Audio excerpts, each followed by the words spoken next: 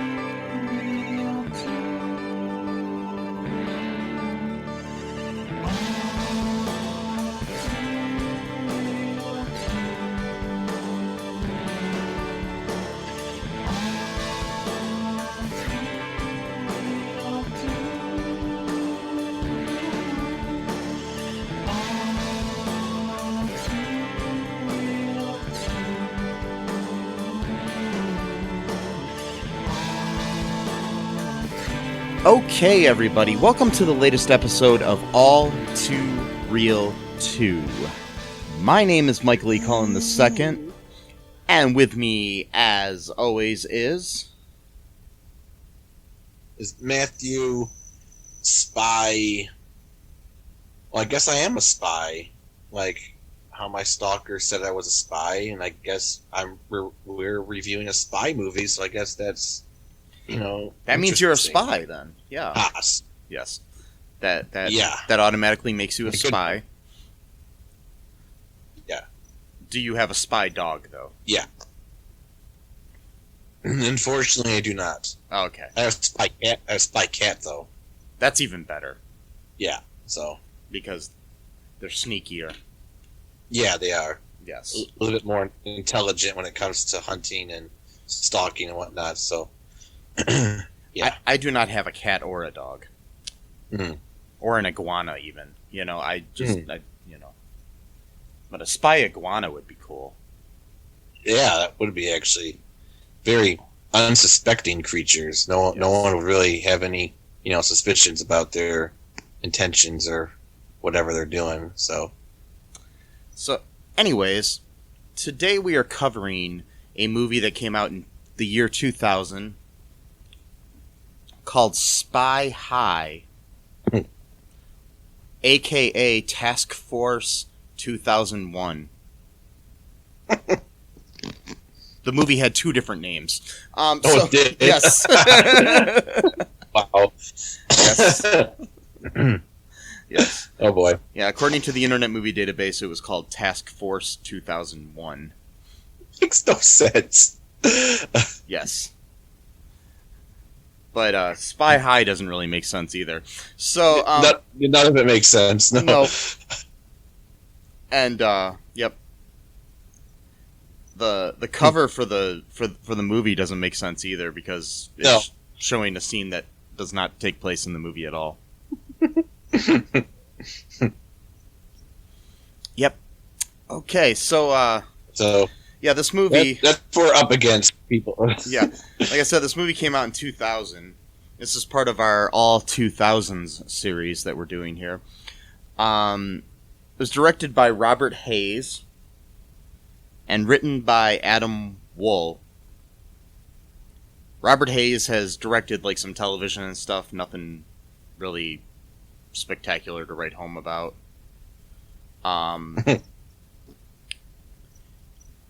And Adam Wool wrote this and the movie Search for the Jewel of Polaris, Mysterious Museum. It came out in 2019. And that was a TV movie. Yes. Yep. Which looks spectacular as well. Anyways, so what's going on in this movie, Matt? Oh boy, this is actually one of my favorite movies of all time. I think it beats Endgame, Citizen Kane, even all of the greats. E.T., Jaws, Star Wars, what have you. Just the graphics, the CGI, the acting, the dialogue, the plot. All of it is just tremendous. So what we have, starting off in the very beginning, is we have this riveting scene where this scientist is frantically typing on his computer trying to, take some data away or whatever, and a bunch of soldiers are running, trying to catch him, and then they break into his office, and the soldier just looks at him for like 5-10 seconds without shooting him or anything, and then the scientist just looks like he's going to take a sip of his coffee, which the soldier apparently allows him to do because I guess he's a nice guy or whatever. And I guess last sips are a thing. Like, I know there's last meals, but I guess there's also last sips. So he pretends to take a sip of coffee, but then he throws it in the soldier's face, and the soldier just kind of like pretends that he's in pain even though he's not. And then that gives the scientist enough time to kind of just push him up against the wall, I guess. So then he runs away, but the bad guy, he gets tackled by another soldier or whatever, security guy or whatever.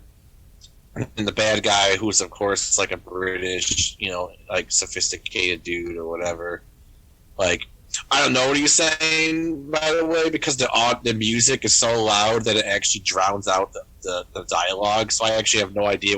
I think he said like "what a joy" or something because the music, orchestral music blaring, almost destroyed my speakers actually because I had to turn it up just to try to hear the dialogue. Yeah, and, I had my TV up right there. I had my TV up all the way just to hear anything. And then I turned on the closed caption. I had to turn the closed caption on just so I could find out what the hell everybody was saying. So yeah. So did I. I had to basically do that, but it's which I do that anyway. Normally, I like to have the closed captions on. I like to read what I'm hearing. It's just whatever. Actually, you're the one that got me into doing that. Yeah, actually. I do it all. I do it all the time. For some odd reason, it was off. It was off on my videos, and then I turned it on, and I'm like, oh, okay, this is better. At first, I was worried that I didn't have the option. So yeah, sometimes YouTube will just randomly change it on you. I've had that happen to me before a few times. They'll just randomly just decide for you that they're going to have a different setting. So anyway, he apparently has some evil plot that you can't really hear because there's like orchestral music. Apparently, like whoever worked on this set, there must have been like, my theory is that there was some feud between the musicians or the person who did like the music and like the person who did the dialogue. My personal theory, I have no proof for this, but my personal theory is that maybe they both liked the same person and had a crush on the same person, or maybe one of them was dating someone else, but then the other person was like also dating them or flirting with them or whatever. So then they were basically having like a mixing war going on where like one person would like make the dialogue like a lot louder than the music, and then the music person would like sneak in at night and change it. And basically they would keep doing this until finally the music person won because they were like the last one to do it before it like got released or whatever. What's that? This made up story you have here is more entertaining than the movie. Thank you. I agree. So after that happens, then we get this goofy teenager dude named Andrew who's on like his 2000 computer, and of course, I mean, it's so 2000. Like it's got like the like whatever like person who came up with this idea, like what they imagined like computers would be or like the internet would be, and like people who are like into computers Like, this is what it was. So, like, essentially, he's having, like, a Zoom call with, like, his online girlfriend, who probably is in her 20s. He's 16 years old, by the way. So, Yeah. child with an adult female online girlfriend. Anyway, and he's, like, trying to flirt with her, but he's not doing a good job because, again, he's 16, and he's kind of a goofball. And he's like, oh, your office looks like a little bit different, or whatever. And she's like, oh, yeah, it's a new job and everything. You're going to like it. And he's like, why would I like it? It's like, oh, because I'm the head of the game department or whatever, something. And he likes, computer games or whatever. And then she wants to send him the game. Again, send him a video game in 2000 with dial-up modems, probably. Not to mention not sending someone. To mention the fact that they're doing a video call with quality of like now, like with better quality than probably the Zoom call that we're recording this podcast on right now. Yeah, yep. It was just perfect. 21 years ago. Yep. Yeah. Makes sense. Yeah. Nothing in this movie makes any sense at all. Mm-hmm. So they end a really awkward conversation, where she kind of flirts with them again, which is really weird because it's like, why isn't an adult who's probably, I doubt she's even in college because she's already got a job at some, place or whatever, so she's probably out of college if she even went. And so how do they even start talking to it? Whatever, they never explain any of this. No, they don't. And by the way, she turns out to be really important to the movie, and it makes even less sense once that part is revealed about her character of how this relationship even started. So yeah, it's really really interesting. And back to the audio of this movie. Yeah, really quick. So one of the most recent movies that we covered was Sleepover, where it sounded like they redubbed the whole movie, so you could clearly hear the dialogue, to the point where it sounded fake. This is like the exact opposite. Like they didn't even bother. Like, they could have redubbed this audio in the scenes that had bad audio. But then there was that whole love triangle going on that you talked about. Well, yeah, exactly. Which I have no evidence for whatsoever. But that's my theory of what happened. Not to mention the fact that the person that mixes the audio is all the audio is probably just one person, and there probably isn't a music person and a dialogue person that mixes the final audio.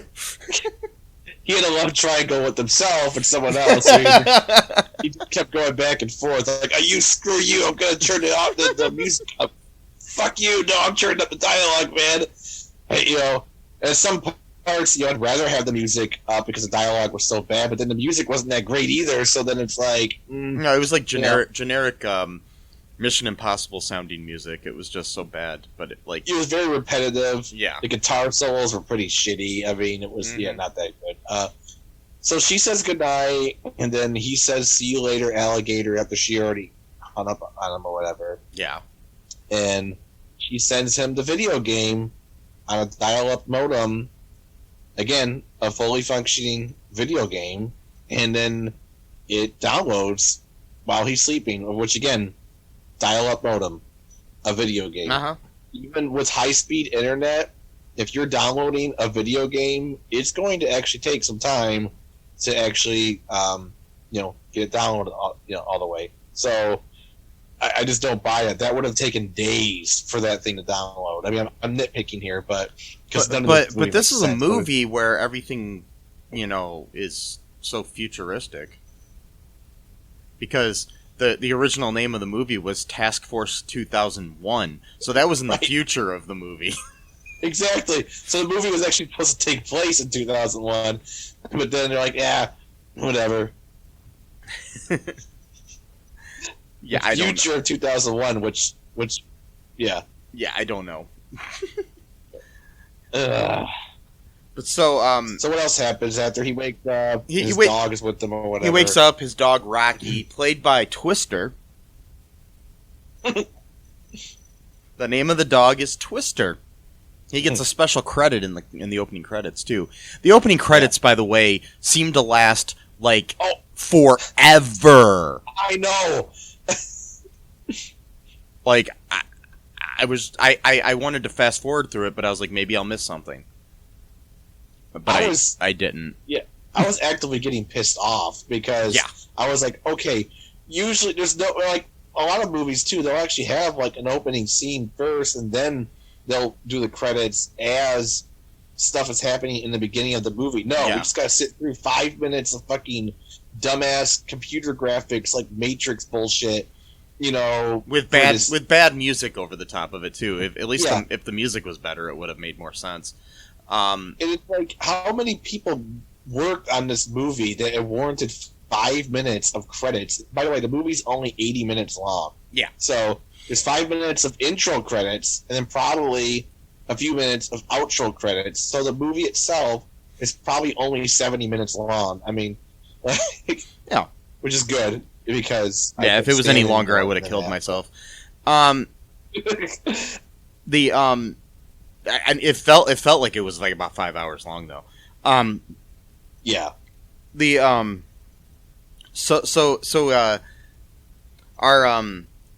Our hero Andrew, played by Jeff Peterson, wakes up at in the morning, and he's gotta get to school to turn in his term paper or some bullshit. There's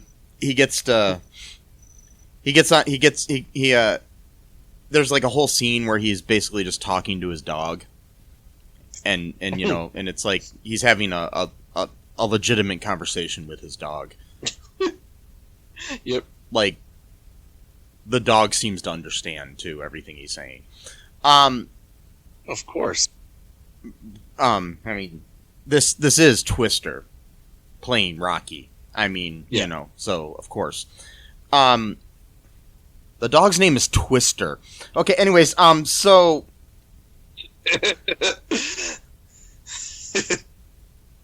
and they didn't keep it twist his tail and they didn't keep it as Twister in the movie. They should have just kept it as Twister. I'm sorry, but they changed the dog's name to Rocky, which is not a cool name.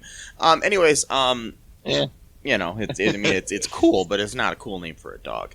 But you know, it's a cool name for a boxer in a Sylvester Stallone movie. But you know, or the name of one of my mom's ex-boyfriends. But wait, what? I didn't hear no dinner bell. Sorry. So, anyways, the movie continues here, and so Andrew gets to school. On the way to school, he gets accosted by some random bullies that are in the movie for no reason whatsoever, because they're just there because you need to make him feel like an underdog or something. No pun intended to Rocky or Twister. Right, yeah. When I said underdog. You know, that might be offensive to dogs. I don't know.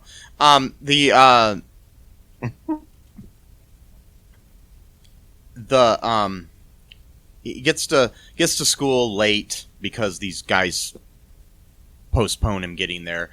He gets an F on his paper because he turned it in late. There's a guy named Gary there, played by Thad Luckenbill, who was also in Sleepover as rapey boyfriend guy. And which is so weird because I picked both movies and had no idea that that he was in it. So Gary Gary's there, and so is Catherine, his female friend. They go off and have lunch, talk about how he's got like access to this really cool game and stuff, and from his college girlfriend or whatever. they all decide after school to go to Andrew's house to play this game called Mind Chaser, which is a great name for a game.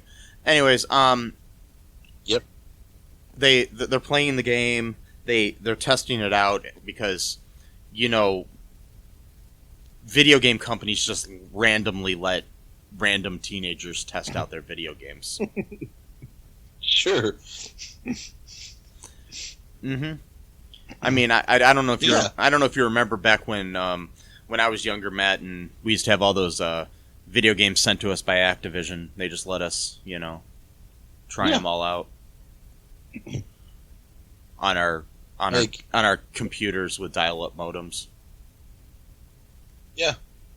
Here's Super Mario Brothers 3. It's supposed to be a secret.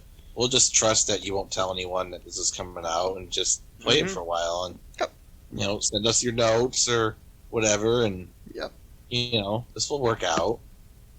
That's how it happens, Yep. They don't actually have you go to their offices and test things. They just send them to you on dial-up modem that somehow miraculously sends something overnight. Yeah.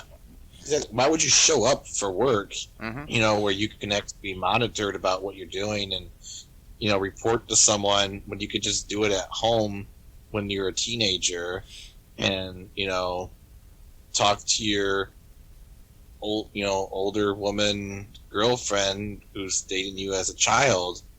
So. But you know what? It's okay because it's a woman dating a younger man. Well, of course. Not a younger man, but a younger boy. So that's perfectly fine. It's not pedophilia at all. No, Anyways, no. Yeah. No, not at all. Or concerning, So I don't think they thought this through. They just like with Uncle Buck. I don't think they thought any of this stuff through. Like anything of this era. So yeah, we've got So Gary and Catherine and Andrew are playing the video game and they have issues with it. So he sends a video call to his college girlfriend, and she gets it later and then sends him some really cool hot mainframe access. Just some government mainframe. Yeah. Because all of this makes sense. Right. Mainframe. What is with the so many movies during that era had it was all about the mainframe. Like so many of them. Like what the fuck is a mainframe? Even someone made I don't know. I have no idea what a mainframe is. What is it? Is it just some big server? That's what I'm thinking. Everyone. I mean, I don't know what that. That's what I'm pretty sure it is. That's gotta be. So it's basically he wanted to. Yeah. Go ahead. What happens here? I'm just wondering if that's what it is. A big server. Yeah. A mainframe is a large, high-speed computer, especially one supporting numerous workstations or peripherals. Okay. So he needs that to play a computer game. I guess. Yeah. Okay. Yeah. There's also another definition here is it's the central processing unit and primary memory of a computer. Okay, so that's maybe that's what he meant, but yeah, still, it's a computer game. It's not like you need, the most advanced computer in the world to play this shitty Mind Chaser game. By the way, this game, the the loading screen just looked terrible. There's no way that yeah, my computer probably can't handle it. I'm like, dude, if your computer can't handle that, then it was 2000. Play solitaire. True. I don't know. Yeah. But anyways, they get this. He ends up getting the thing. Catherine goes home or something, and then the Gary and Andrew are they fall asleep at the computer. They wake up and they've got access to this hot mainframe,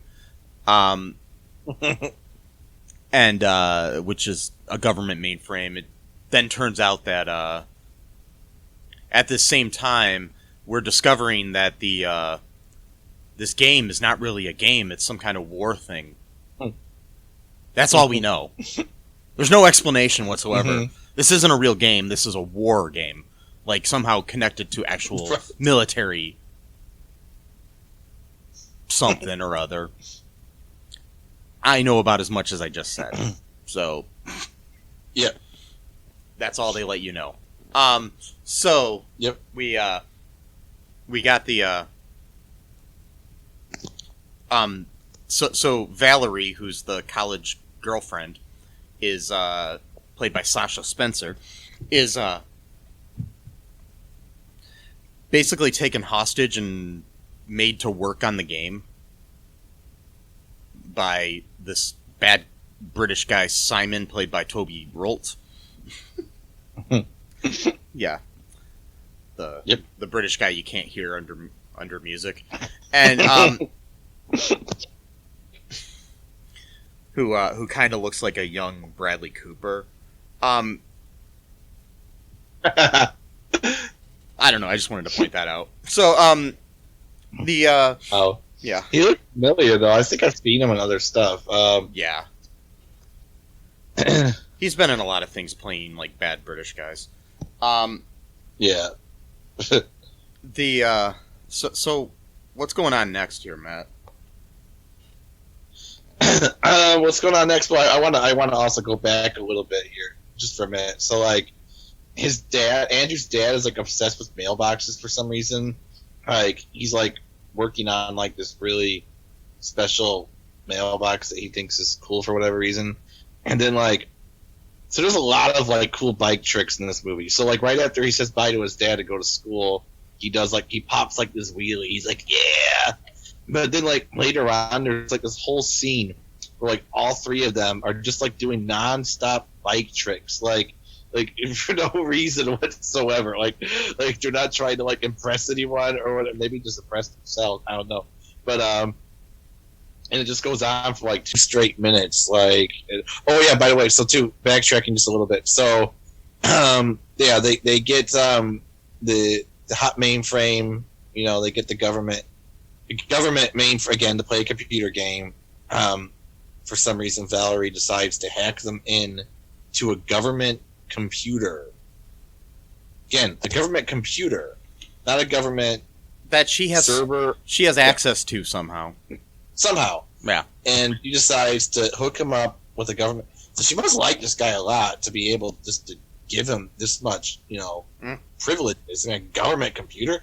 And somehow, by doing this, Catherine, like, they were trying to do this running bit where they would call her Kat, and she would correct everyone. It's like, I want to be called Catherine.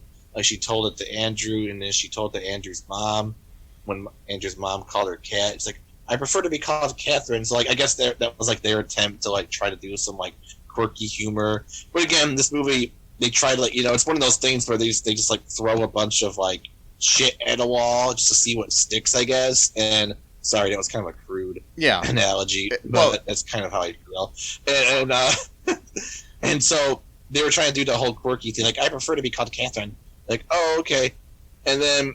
So by the way, the parents leave to go like to like his aunt's house or some shit. I don't know. So he has the house to himself conveniently during this weekend, and Catherine does something, and she's like does like the whole like feminist thing, like let's see what a woman could do or whatever. Like a woman could type a button on the computer. Like okay, like I mean, how is that any different? Whatever. Not gonna get into the mechanics, but and then somehow. She started a laser show from satellites, and like these lasers look violent. I mean, they're not like there's no violence, but it's like I mean, like it looked kind of scary and jarring, like how these lasers are like shooting down, like, and no one else in the town apparently noticed this or in the neighborhood, like. But it does trigger the government. the government finds out, about the laser show. Well, I think they found out even before. Yeah, she did that. But they did explain. I did read the subtitles, okay, and they did explain where the lasers were actually coming from, and it was something to do with satellites being diffracted or I don't know. I forgot the word that they used, but so somehow the satellites were able to create laser effects somehow. Yeah. And then whatever, and she's like, crank up the music. So they start playing like this generic rock music, and then which was better than like the orchestral, theme music of the movie. But yeah. So kudos to whoever wrote that music. But so, and Catherine's like always like dropping like these really, really like heavy hints that she likes Andrew, and Andrew is just like a complete fucking idiot. Like he never know. Like I don't think he's like even intentionally like ignoring what she's saying. I think he's just that stupid that he doesn't know that she likes him. Like she called him a hunk. Gary, he called her girlfriend. Like hey, you're up, girlfriend. Like she's like, I'm not your girlfriend. But then she said something like, "Oh, I'm available if Andrew wants one," or something like that. And Andrew's like, "I'm gonna talk to my college girlfriend," like a complete moron. And then, by the way, Andrew, or the actor who plays Andrew, is like seems like he's really trying to channel Ryan Reynolds in this movie. But Ryan Reynolds, as in like the pizza shop show he was in back in the '90s. So like two guys, a girl, in a pizza shop. Sorry, that kind of era of Ryan Reynolds, not Deadpool, not Just Friends, not all the other cool shit that he's been in, like Green Lantern. No, I'm just kidding. But I love Ryan Reynolds. If you would like to be interviewed by us, I would really appreciate, because I actually really love Ryan Reynolds a lot. Like he's like my same-sex crush, dude. Actor crush. Anyway, sorry. Go ahead. I'm kind of rambling here. Do you want to take a break? Be able to take me out the. You want to take a break here? Yeah. We'll take a break. We'll come back and we'll finish the plot of this glorious film here that we're covering, called Task Force 2001, aka Spy High. We'll be right back.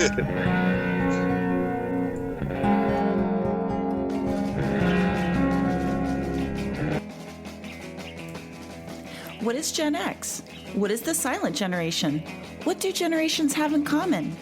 Hi, I'm Trish the Dish from the Gen X Voice podcast, and I invite you to listen to conversations I have with folks from different generations, backgrounds, beliefs, and experiences in an attempt to see what connects rather than divides us. Even though Gen X has been called slackers, Karens, or not mentioned at all in some cases, we are the bridge generation, so I feel compelled to do my part to destroy ageism by bringing all these voices together. And, as a bonus, each guest gets to answer some 80s questions at the end of each show. So download and listen to Gen X Voice today on Apple, Spotify, Amazon, or wherever you listen to podcasts. And let's see how much we have in common after all. Hi, this is Catherine, host of a new fashion podcast, The Real Fashion School Dropout. Join me as I interview guests every week in the fashion and beauty space, and we gossip on all things fashion and beauty, and even get into some personal stories of their journey in the industry. You can find us on Apple, Spotify, pretty much wherever you get your podcast. Hope to see you there.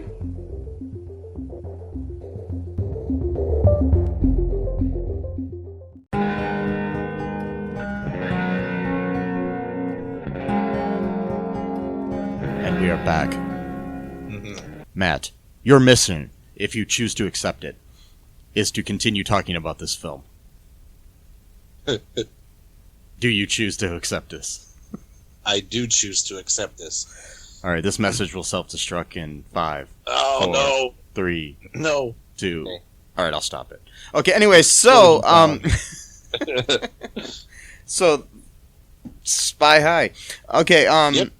So the next the next major thing that happens is the government finds out that they're in the government mainframe. or whatever the fuck it is. Some random dude that works for the government, for the CIA or something, finds out about this, and then he informs the kids that, you know, they run into him, and he informs them that they need to work for him because there is such a high security at this place that he can't get any of his spies in anymore. And they won't suspect some random teenagers and a dog. It's a service dog. You know, like a emotional. Oh, by the way, it's because it turns out Valerie is one of his agents. Yeah, that's why. Yep. Valerie. Yep. That makes sense. Is a CIA agent who's been flirting with a high schooler. Anyways, for no reason, and it has nothing to do with the movie. It wasn't because she was like working him as like an asset. Nothing. No. I just have a question for you, Matt. When you were in high school, did you or any of your friends have a hot CIA agent girlfriend? Unfortunately, no. I mean, I did have an older woman that was trying when I was a freshman. It's kind of creepy. Was trying to basically quasi groom me. I mean, we only had a few conversations, luckily, but no, I don't think she was CIA. So Oh, that's good. There was. Was she FBI? Yeah. No, I don't think so. NSA. Yep. Maybe NSA. I'm not sure though. I'm not quite sure. Local cop. Would have been. Well, no, that would not make sense. But a mall security guard. Yeah, like Steve Carell's character in Sleepover. Yeah. Or Paul Blart. Anyways, yeah. So, anyways, she's working for the CIA this whole time for some reason that's never explained. So they decide that the agent, the CIA agent guy, says that he needs to train them over the course of like a couple of days. Yeah, to be a spy. Yeah, but on top of that, this is like a serious situation where this girl's being held hostage. Right. Seems like a like an urgent matter to me. And Yeah. I know you need to kind of train these kids to what to do, but we're going to take a couple days and let her just sit there.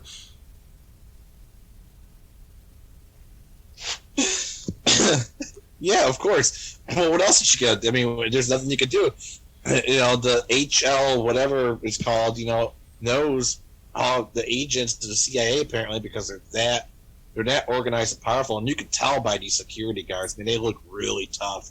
I mean, they, holding these kids' arms as they're escorting them when they try to become game testers. This is like top notch shit here. Like, I'm just trying to figure this out too, is because the fact is that their only option to infiltrate this place is two nerdy dudes, a nerdy girl, and a dog. Yeah, I mean, it makes sense. Which I don't understand. How did Rocky get involved in this? Like why did the guy make Rocky become a spy with the kids? Like Rocky was going to go to jail so the dog was going to go to jail because the kids. Well, again, the kids didn't even hack into the government mainframe. It was Valerie that did it for them. Well, he was in the room. Well, I guess so. So apparently that's a new law from the CIA from 2000, where if your dog was in the room when a crime was committed, then the dog gets in trouble too. Apparently, so yes, I didn't realize that. But so Rocky is now essentially doing community service. How many dogs I had that were arrested over the years, man? I mean, it sucks. I guess that's why they call the dog pound. So poor Sparky.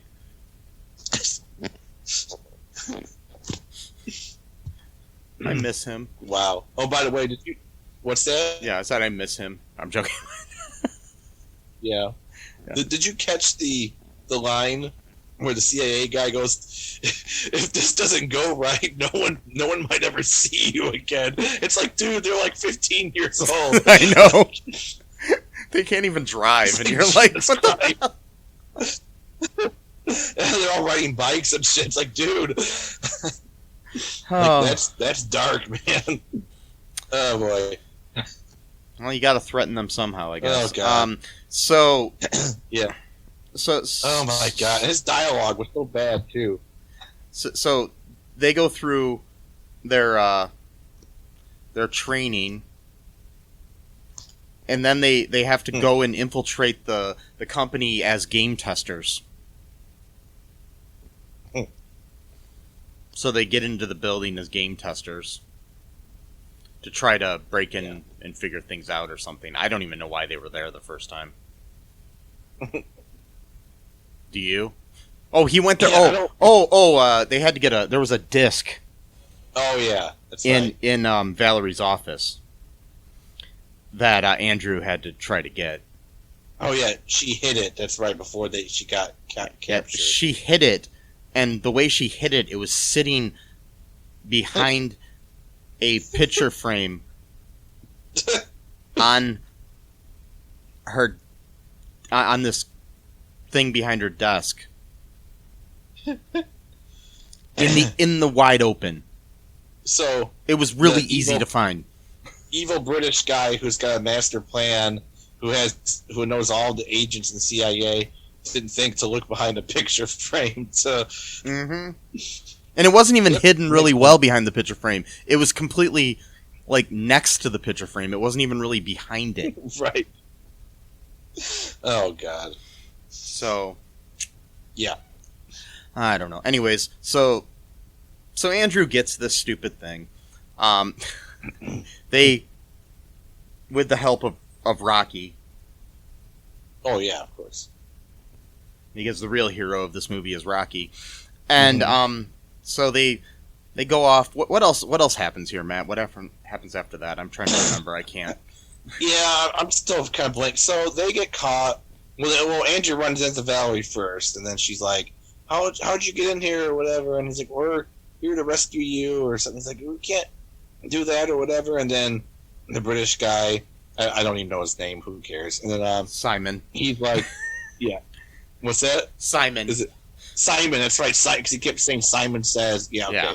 Yeah. And trying to be clever and all this kind of bullshit. So like, by the way, just for like a really random tangent here, this one will not take long. But so like the dialogue in this movie is so terrible. Like every time you try to do like a weird, funny, quirky joke, it just always comes out really stupid. So like, I just thought of one right now. So when they come to Andrew's house for the very first time, and Andrew's parents are gonna go to, someone's sisters or whatever, and then they're like, "We know the rules, no, blah blah blah, blah, no parties," and then for some reason Gary goes, "What about the Republican Party?" Like, what is is that a joke? Like, what does that even mean? It makes no sense It whatsoever. makes nothing. Like, there's no sense at all for it. Like, so yeah, the Republican Party, which has millions of members throughout the country, cannot fit inside a single house. Yes, Gary, you fucking moron. That cannot physically happen. Oh my god, I hate that character so much. Anyway, so, and there were a few other lines too, like when the bullies were pestering Andrew for the very first time when he was late to class because of them. They were saying some weird shit where he's like, "Oh, lucky this school's the only place my parole officer won't find me." It's like, I think that would be the one place that you shouldn't be at in front of a school. Like, what are you talking about, dude? Anyway, so I just wanted to mention that really quick. All right, so they get kicked out. So now they gotta have a new plan, and then the new plan is somehow they have to get a security key card or whatever. But these cards are like specially made that they can't just be like copied willy-nilly, because like it's actually like hardwired into like the circuitry itself or whatever, as you do when you're like a British guy who's trying to create like wars around the world or brainwash people. So you got really advanced, tech at your disposal. And so their plan is to like get like this weird like card duplicator machine. Oh yeah, because their CIA guy gave them like a card where they could just order anything they want for spy equipment, as one does when 15-year-olds are your spies. They just give them carte blanche just to order anything that they want from the government. Yeah. So that's what they do. Yeah, I mean, makes sense. And so they get this card duplicator machine, but they have to get someone's card. So there's like this really nerdy, like stereotypical nerd science dude who works like computer guy, whatever. He just looks like that character. And then, so for some reason, he looks like the personification of a bad guy on Inspector Gadget. Yeah, that's what he looks like. Yeah, pretty much. So he's like one of these dudes who like has like a really set routine schedule, like this is like part of his personality. And for some reason, he has to get an ice cream cone at exactly 12:30 p.m. every single day. But for some reason, he can't order it. A guy who works at there just has to be standing there waiting for him to give him the ice cream cone. Because apparently this guy like has special privileges for working for the evil British guy. So I guess like he doesn't have to stand in line or whatever. So he just has to show up. Either that, or the guy it's just like stands there. And either that, or it's pre-ordered or something.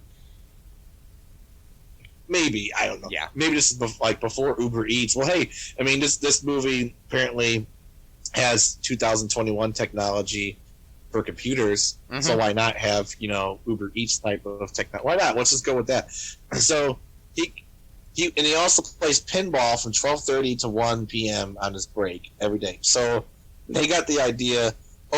Gary got the idea. How about I get inside the pinball machine, and then when the guy's playing pinball, I'll essentially take the card that's like around his neck and take the machine and then stick the card in the machine while it's around the guy's neck. But he has to get close enough so Rocky's actually the best character in this movie, to be honest. He really is. I mean, he's the only one that doesn't fuck up throughout the entire movie. So Rocky jumps on the guy's back, which then makes him lunge forward. And then Andrew lifts the guy's legs, and he doesn't seem to notice what's going on for some reason. Like I don't know. I would feel someone lifting my legs personally. Maybe it's just me, but I would feel that. So, and then Gary. By the way, this card duplicator takes 2 whole minutes to copy a card. So, and it felt like 2 minutes, just like the intro felt like 45 minutes with the credits. This scene felt like a full 2 minutes of him copying the card. Because, you need to be realistic, You can't just film it and make it seem like, no, we got to make sure that it takes full 2 minutes to copy this goddamn key card. And then somehow, the guy got like his highest pinball score ever because of fucking around or whatever. So he's like jubilant, like, oh my god, my pinball score, blah, blah, blah, whatever. And he goes off and then, tell his boss about his great pinball score. Then the British boss will just, basically berate him for being stupid, whatever, because he's a mean guy. And then they get the card, and then I forgot what happens after that. What do they do after that? They sneak back into the building. The way that they do it... Oh, there was like a scene first where they were figuring out how they're going to get through into the mainframe to do something or other. And the mainframe, yeah. Yeah, and they had like a virtual mainframe, like this guy put on these virtual glasses, Andrew did, and he could see everything in the room that was there, like in this great technology with these great CGI effects there. Yeah, I mean, it was 2000, so I can't really blame them. But yeah, that scene was weird and kind of pointless. Then they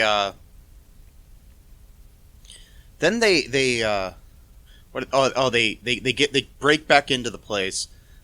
They have this technology now that Gary can wear this thing on his face. These little doodads that he sticks to his face that can change the way he looks. So he makes himself look like that nerdy scientist guy. And they've got his key, and he's sneaking around the building, runs into Simon a couple times, eventually gets caught. I'm speeding through this a little bit because a lot of the shit that happened there was just pointless.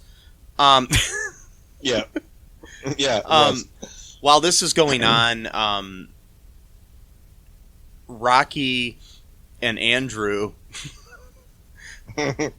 are Bruce Willising it into the into the air ducts of the building, and they break into the room, sort of Ethan Hunt style from Mission Impossible 1, and for some odd reason he needed to have the dog with him when he did this. I don't even understand that. Oh yeah, and by the way, the dog has his own equipment now too. Rocky has like a super spy vest of some sort that they ordered for him. He goes in there and he gets something out of the machine of the mainframe. I don't even know what the fuck he was doing because they didn't even really explain it. Or if they did, I zoned out. Because this movie was so riveting, I couldn't not pay attention. Anyways, it was too much going on. I mean, it was so complicated. They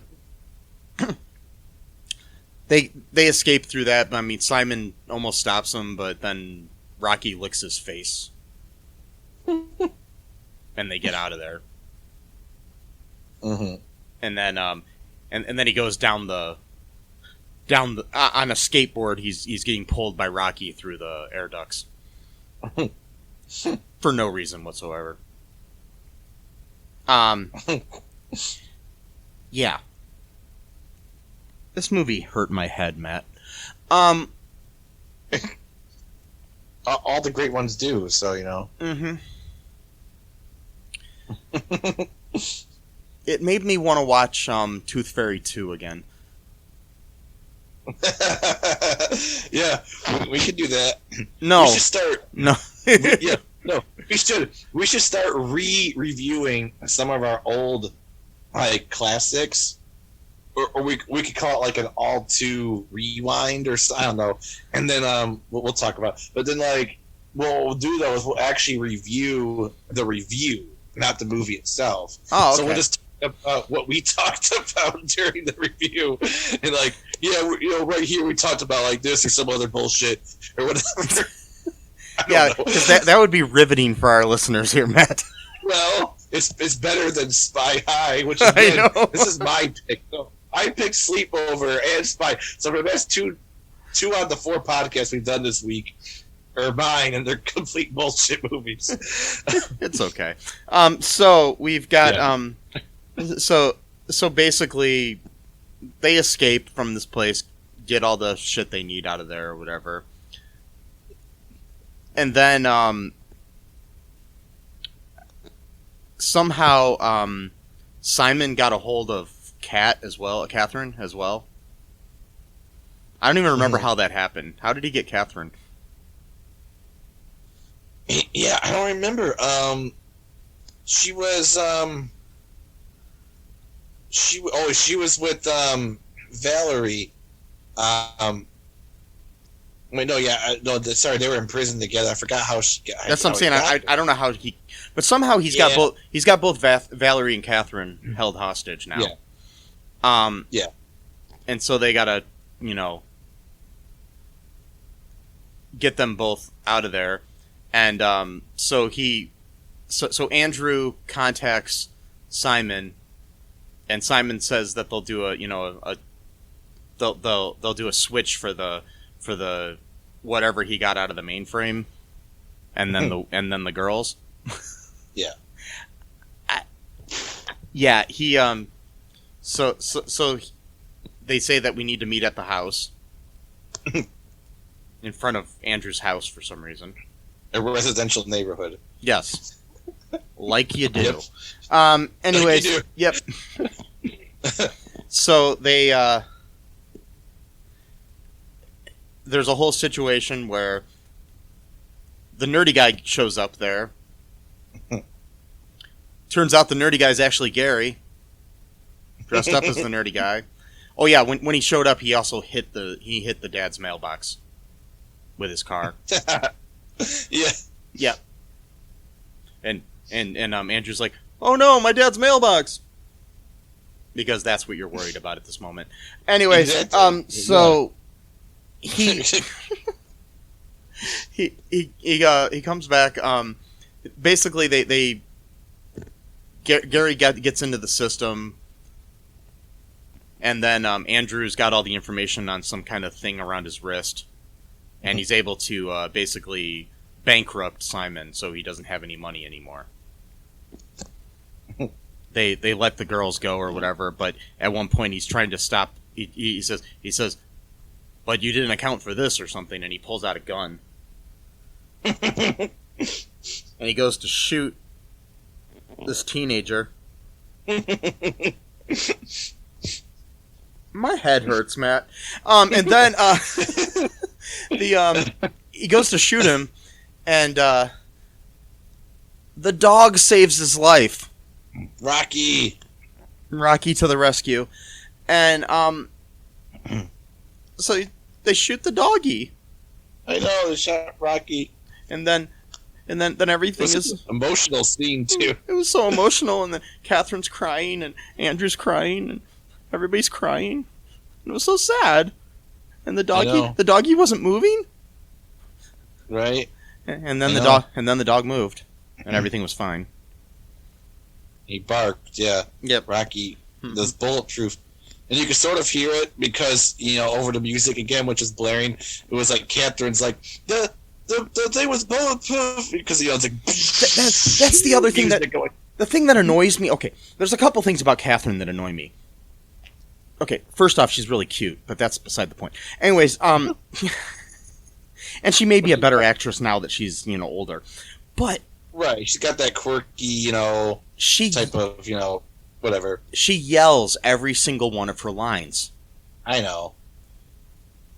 And... Yeah. And delivery was weird. The delivery was weird. Plus, she gives, exposition with, almost all of her lines. Explaining what happened. Totally. Right. Yeah. Oh! Rocky was saved because because that vest he's got on is bulletproof. It's like, thanks for explaining that to us, because we never would have guessed that. Yeah. Right, exactly. We know this already. But that's just one of the times that she does that. But every single line of hers is some kind of exposition. It's just it's the only reason her character exists. Yeah. Right. Besides, I liked her character. Yeah, she just didn't deliver her lines well. Anyways, that was just me. But not like anybody else delivered their lines any better. Not gonna. Gary was pretty bad with his line. Yeah. So was Andrew. So was Valerie. Yeah, pretty much, and the CIA guy. Yeah. Everyone. Catherine. Mm-hmm. I mean, even Valerie. Valerie was probably the best out of all of them. Yeah. As far as delivery, Simon was okay, yeah. But anyways, so yeah. So they basically, everything's fine. The next day, they everything's cleaned up and everything, and Andrew realizes that Catherine likes him. Finally. Yep. After the 1,000. I wouldn't even call them hints, really. More like slap against the head. Mm-hmm. I mean, it just calling them a hunk, saying, "Oh well, I'm available if Andrew's looking for a girlfriend." I mean, that's not even a hint. That's literally, just flat out saying, "Hey, I want to date you." Yeah, exactly. I mean, but he was too obsessed with this, overage college, older woman girlfriend, who was a CIA agent, who, again, should know better. I mean, not just from a moral perspective, but you're working for a government agency, so you have to suspect that you're probably going to be monitored just because that just is what comes with the job. Like, not even if you're being suspected of doing any wrong. Yeah. I'm pretty sure like, after the movie she was sent to jail for right for propositioning a minor. And I'm just sitting there thinking, like, like, that's not smart on her part. No. To be just talking to some random... And even if he was the one that first messaged her, like an AOL or whatever, fine. But then it's like, hey, I'm a bit older than you. I don't think we should talk. There you go. End it. It's over. But, you don't have to be having this prolonged, weird friend... Also, by the way, so it reminds me about that. So the reason why Catherine was finally able to get Andrew's attention, even after she literally told him that she was available if he wanted the girlfriend, because that wasn't strong enough of an indication that she wanted a relationship with him. And so when she was in prison with Valerie, she doesn't like Valerie the whole time. She's like always giving her the cold shoulder. It's like, hey, Valerie, type of thing, And then she's like, look, she did a total exposition with that. She even literally said, let me just spit it out so we don't have to dance around this or whatever. But great, so she's going to just reveal the whole subtext, Yep, because you got to write it and not show she's it. Like, anyways, or do both in this movie. Exactly, and then Valerie's like, oh, well, we're just friends or whatever, and it's like, you might know that, but Andrew, has a huge crush on you, and Valerie's like, yeah, I know. It's like, if you know, then why are you doing this? Nothing is gonna happen. Tell him that nothing's gonna come from this. She's totally taking advantage of this poor kid. I know. And again, it's like, I don't think any of this is malicious. It's just they don't think, with Sleepover, Uncle Buck TV show, it wasn't like they were intentionally doing some weird thing. It was just they didn't think any of it through. For example, the sound tech guy who's probably 21 years old is suddenly dating a 14-year-old named Yancey. Again, Yancey? Heard of Nancy? Never heard the name Yancey before. Maybe it's a unique name. I don't know, but I never heard anyone called Yancey. So, anyways, sorry. I know I'm kind of nitpicking the weird parts here, but and I forgot the way the movie ends too is the CIA agent that's been helping them. Basically comes onto the computer at the end of the movie after they erased the last copy of Mind. What was it? Mind whatever. Minescraper?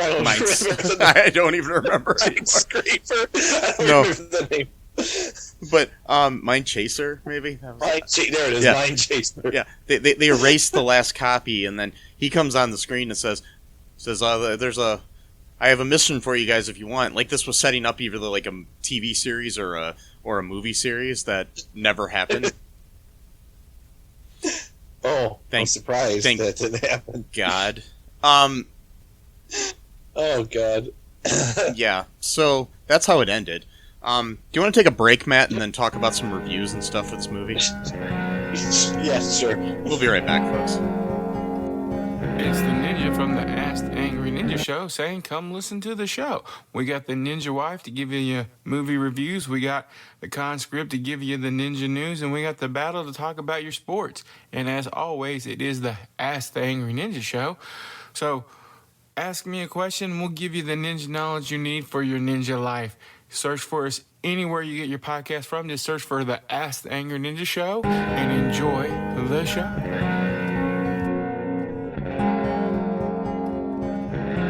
And we are back. So, we forgot to mention one thing here, Matt. What was that we forgot to mention about the plot? Well, it was actually, we got hung up on Catherine's delivery in the mailbox. Oh, delivery in the mailbox, that's funny. And, forgot to mention the main part of the movie is that the video game itself was the weapon that the evil British guy was trying to create war for. Which, again, actually, I'm not sure how it was going to create war, because the game was supposed to be a mind control game that would just make people do whatever that the game wanted them to do. So why would that necessarily lead to war? unless he just wanted people to go to war with each other by mind. I don't know. He had this whole idea them. that he was Whatever. going to be able to say Simon says this, and people just do it. I don't know. Simon says, get Yeah. it, and yeah. So we forgot to mention that pivotal part of the whole movie by focusing on the mailbox and the computer games and the exposition and the music being too loud for the dialogue. Anyway, yeah. So that was Mindscraper or Mind Chaser, whatever bullshit name it was, and Yeah, so here are some reviews from the Internet Movie Database about this movie. Guess how many reviews of this movie there are on IMDb, Matt? I don't know, 450, maybe 50. 2. There's 2. Wow. So the first one is a 4 out of 10. One step up from a home movie is the headline from Captain Nemo. This was posted on August 10th of 2005. Very amateurish, slightly dull spy comedy. Tries hard, but the casting is strictly off the street. Whatever that means. Oh, I mean, like, probably just random people off the street. Yeah. Yeah. The writing is schizo, which is kind of I don't like that word. But anyways, Yeah. I'm just reading what they said. So, just letting you know. One character goes from being a straight D student to a computer nerd in a blink. The scene when they are using Intellivision controllers to play a Macintosh game is a strain on the Gimme a Break monitor, whatever that meant. Not awful, but not painless either. Even the British villain is from the John Travolta school of acting. Every line is delivered as if he had gas. The lady in distress is very pretty until we see her in the flesh. Whatever the fuck that means. What? I still thought I don't know. Okay. She then gets less and less attractive as the movie wears you down. What? What are you even talking about? Yeah. Okay. Yeah. Catherine, on the other hand, gets prettier as the seconds trip on by. Okay, she's 15. Well, the actress playing her probably was like 20-something when, I don't know when. Oh, she was, yeah, exactly. So, 35. Yeah. She was 53. Anyways, no, I'm joking. Well. Okay, so yeah, that was a 4 out of 10. Then we have another one, a 1 out of 10 from California Boy 45693, written on December 1st of 2018. It's a 1 out of 10. And he says, "This movie is god-awful. A storyline a 6th grader could come up with. Trash visuals. Acting was worse than home movies. And the lines were so bad. I would rather bash my head into a wall than watch this sad excuse of a movie again." Okay. Yeah. Yeah, okay. Mm-hmm. So those are the 2 reviews we have. That's it. 2. Do we have any reviews from, like, other websites, or just, like, you know, like... I do have... I found some more reviews here. It was on Amazon. Okay. Okay, so we have a 4 out of 5 review here. Oh, wow. Okay. From Ninja Funster. This was written on May 24th of 2019. It's like low budget but hilarious and cute and great fun. Although low budget, this film was carefree in its way that it went ahead to have fun rather than trying too hard to be streamlined and pretentious. It was fun in a way that it was meant to be fun for teens, like a teen reading book. In that sense, it was very carefree and not tied down by pretentious chains that many films are tied down by. So it has a freedom in it that exists that some films don't have in that regard. It's really hilarious, fun, and cute. Wow. Okay, so did like one of the actors' moms write that review or something? Yeah. Because what? If freedom, yeah, freedom to be bad, I guess. I mean, no offense to anyone who worked on this film. You know, you found work on a film. That's awesome. Yeah. You know? I mean, not everyone can do that. Not everybody makes that's movies. Great, that's cool. But right, but you know that this movie was not good. So just I'm just saying, you know it. Just like Trump says, you know it, I know it. If you footnotes, sorry, I hate to quote Trump, but yeah. But so here's another 4 one. out of 5. Yeah, here's a 1 out of 5. Okay, good. By Queensboy. Written on November 13th, 2017. Watching someone lance a boil would be more entertaining. It's not as easy as you think for a film to be bad in every way. So kudos to the people who made this for doing what I thought was impossible. Here's a 5 out of 5. Oh my god. Written on November 17th of 2017 by Panda. Excellent movie. This was a well-made movie with a great plot. The acting of all the actors in the movie was excellent. The videography was excellent. The sets and costumes were excellent. The plot was interesting. The characters were likable and interesting. The dialogue was very good. How wonderful for a movie to have this quality. I think he's trolling. I know. The language was clean, and there were no inappropriate innuendos. Yeah. Okay, this person's trolling. This movie deserves a 5-star rating. Yes. Oh boy. It might be the same person because you've read a few comments on a few of the other movies we've reviewed where the person's like obviously being sarcastic, like Yeah, and then there's one more review on Amazon. There's only 4. This was by Amazon customer. They didn't even want to say their name. This was August 13th of 2017. Bad acting movie. This movie made no sense. It was a cheap, low-budget, bad acting movie. Not worth wasting an hour of your life on this.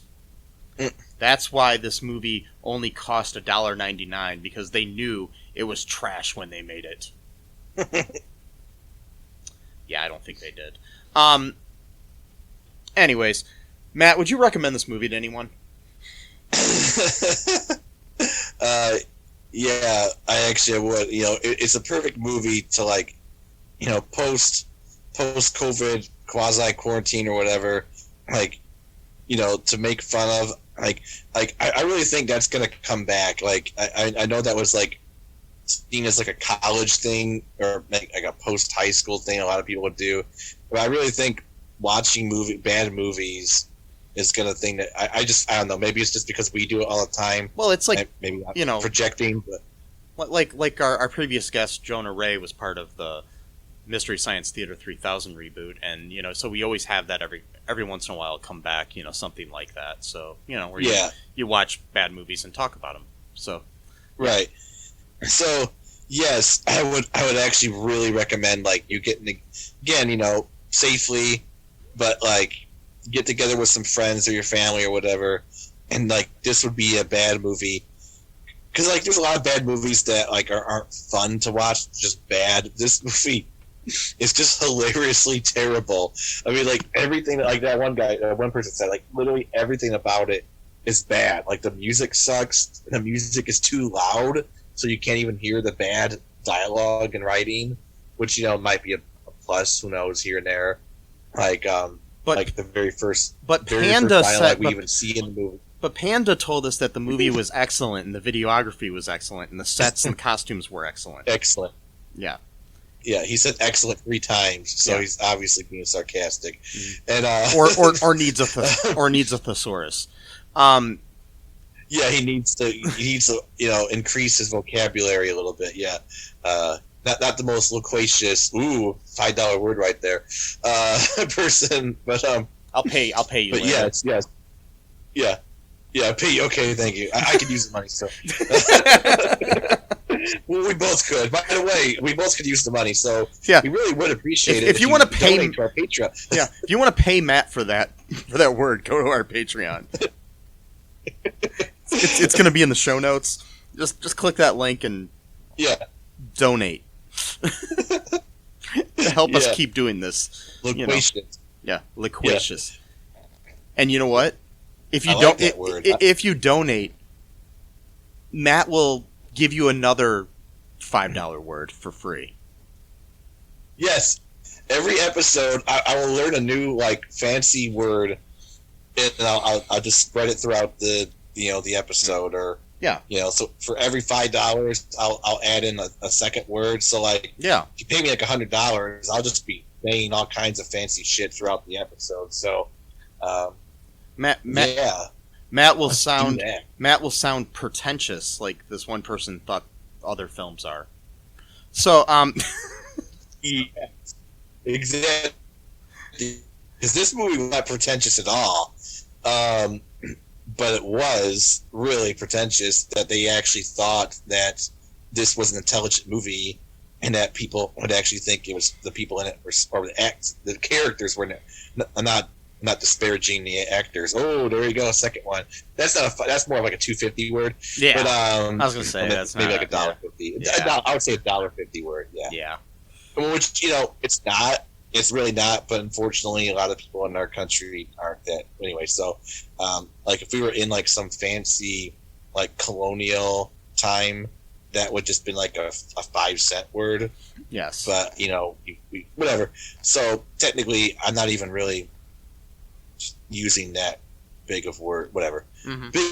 Bigly of words, as Trump would say. Favorite word, bigly. And that's okay, Matt, because we're all entitled to our own idiosyncrasies. We are. Ooh, I like that one too. Yes, that's my favorite big word. Anyways. Yes. Good one. I like it. So I like this movie so much. Oh yeah, I love it. I love it, Mike.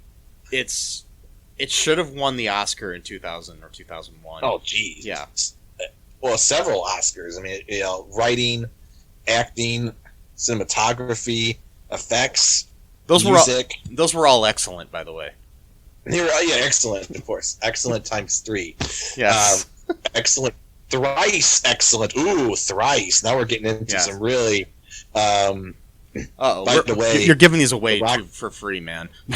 Sorry. Yeah, I'm not a really smart business person. I gotta sort of intersperse those. Oh, there's another one. Okay.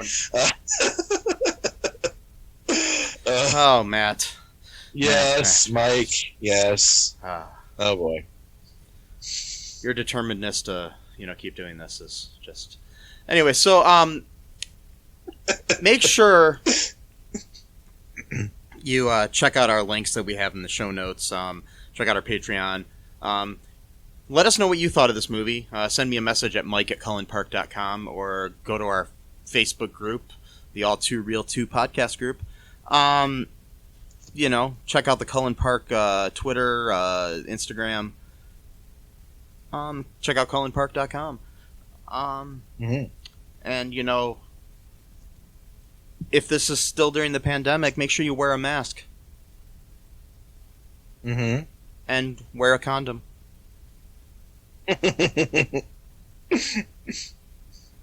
Bye-bye. Yeah. Thanks for listening to All Too Real 2 podcast, a Cullen Park production. Produced and edited by Michael E. Cullen II. Music by Matthew Hawes. Subscribe and share the show. Visit us at cullenpark.com.